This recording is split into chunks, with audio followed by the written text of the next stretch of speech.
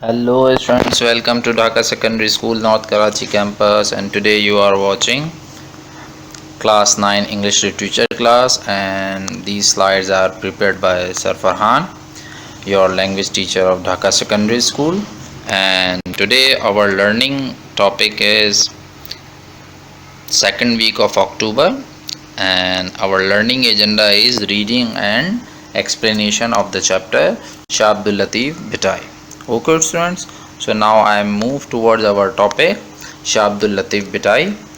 Basically, we starts from the background and family of Shah Abdul Latif. So Shah Abdul Latif ancestors came from Afghanistan, Tiaro, to Bhanpur, Sindh, to gain spiritual contact, and his it is one of the aspect, and second aspect is that his family migrated from Herat to Sindh due to Muslim culture. These are two different aspects of his ancestral migration.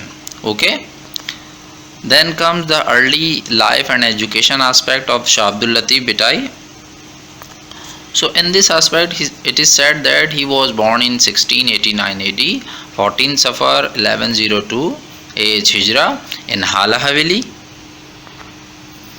and Nur Muhammad Bhatti was his teacher from whom he learned many things.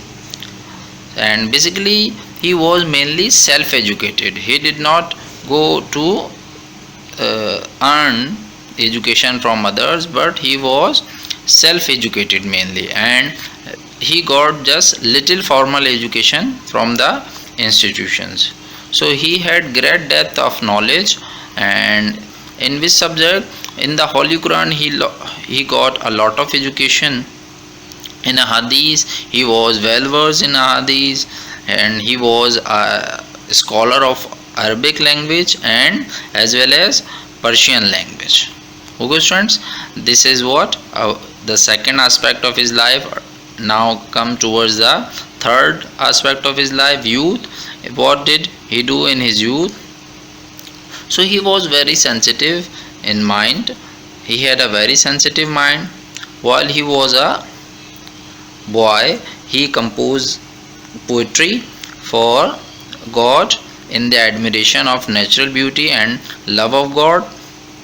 So he married in 1713 to Bibi Saida Begum, and after their marriage she died earlier in her life. His wife died earlier in her life, and they got no children. Okay students, now and bit by bit when his wife died and his father died, he turned towards religion and devotion towards Allah, and he felt restless in his life. Now came the point about the name Bhitai, how he got the title Bhitai. So there was a mound nearby his home, and where he sat after left his home. And in Sindhi we use the word bhit for mound. That's why when he left his house and stayed all his life there in that mound, that's why he called Bhitai. Okay, so after 1742 he stayed all his life in that mound. That's why he called Bhitai, and Shah Abdul Latif Bhitai called his complete name. So here comes the spiritual growth aspect of his life, students. Really, he spent most of his time deep thinking and prayers, and his love of God grew more and more with the time, and he found pleasure only in devotion. And about this, his spiritual power grew more and more stronger. And just because of this love towards God, people attracted towards him and follow him, and that's how his followers increase day by day. And there is a lake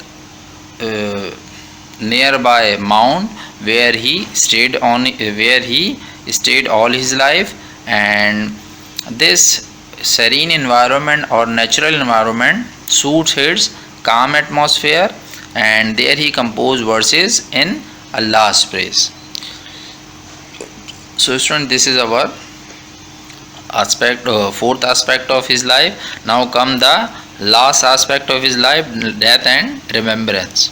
So students, Shah Abdul Latif Bhittai died in 1752 and buried there where he lived on his life. Means he was he was buried in that mound where he stayed on in his life after after left his home 1742. Okay students, and Ghulam Shah Kalodu, who was the king of that time, he made a mausoleum over his grave because he was very inspired from him and he was very devoted to him. So poetry collection is called of Shah Risalo, and whatever the poem Shah Abdul Latif Bhittai wrote, his followers and his fans collected all those poetry in a Risalo, and that Risalo is called Shah Risalo. And on 14th Safar of every year they are held a urs, and in which a lot of people come to him and say prayers there and learn and read Holy Quran there. So and it always comes on the 14th of Safar. Okay, and this urs continues till 3 days of the ceremony. Okay students, I hope you got the idea about this chapter. Thank you so much.